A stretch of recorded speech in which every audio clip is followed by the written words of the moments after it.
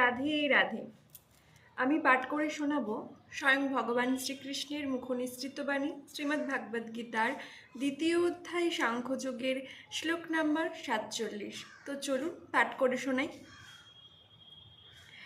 কর্মণ্যেবাধিকারস্তে মা ফলেষু কদাচন মা কর্ম ফল হেতুর্ভুমা তে সঙ্গস্ত কর্মণি। অনুবাদ: স্বধর্ম বিহিত কর্মে তোমার অধিকার আছে, কিন্তু কোনো কর্মফলে তোমার অধিকার নেই।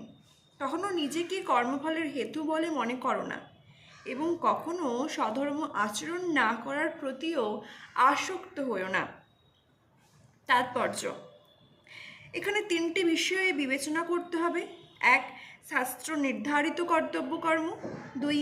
বিকর্ম বা খেয়াল খুশি মতো কর্ম। এবং 3. নিষ্কর্ম।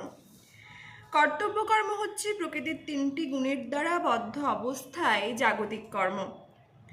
বিকর্ম হচ্ছে কর্তৃপক্ষ তথা শাস্ত্র অথবা গুরুদেবের অনুমোদন ব্যতীত কর্ম, এবং কর্তব্য কর্ম সম্পাদন না করাকে বলা হয় নৈষ্কর্ম। ভগবান অর্জুনকে উপদেশ দিয়েছিলেন নৈষ্কর্ম অবলম্বন না করে কর্মফলের প্রতি নিরাসক্ত থেকে তার কর্তব্য কর্ম পালন করার জন্য। মানুষ যখন তার কর্মফলের প্রত্যাশা করে তখন সে কার্যকারণে আবদ্ধ হয়ে পড়ে। এভাবেই সে কর্মের ফলস্বরূপ সুখ অথবা দুঃখ ভোগ করে। কর্তব্য কর্মকে আবার তিনটি ভাগে ভাগ করা হয়, যথা বিধিবদ্ধ কর্ম, সংকটকালীন কর্ম ও আকাঙ্ক্ষিত কর্ম। কোনো রকম ফলের প্রত্যাশা না করে শাস্ত্রের অনুশাসন অনুসারে বিধিবদ্ধ কর্তব্য কর্ম হচ্ছে সত্যগুণের কর্ম। ফলের প্রত্যাশা করে যে কর্ম করা হয় তা বন্ধনের কারণ হয়, আর তাই তা অশুভ। কর্তব্য কর্ম সকলকেই করতে হয়, কিন্তু কোনো রকম ফলের প্রত্যাশা না করে নিরাসক্তভাবে সেই কর্ম করতে হয়। এই প্রকার ফলের আশাহীন কর্তব্য কর্ম নিঃসন্দেহে মুক্তির পথে চালিত করে। ভগবান তাই অর্জুনকে উপদেশ দিয়েছিলেন ফলাফলের প্রতি আসক্ত না হয়ে কেবল কর্তব্য পালনের উদ্দেশ্যেই যুদ্ধ করতে।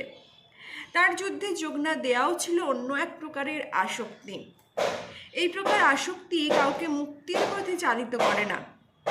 ইতিবাচক অথবা নেতিবাচক যে কোনো প্রকার আসক্তিই বন্ধনের কারণ। কর্তব্যকর্ম থেকে নিষ্কর্মার মতো বিরত থাকা পাপ, তাই কর্তব্যবদ্ধে যুদ্ধ করাই ছিল অর্জুনের পক্ষে মুক্তির একমাত্র মঙ্গলময় পথ। রাধে রাধে।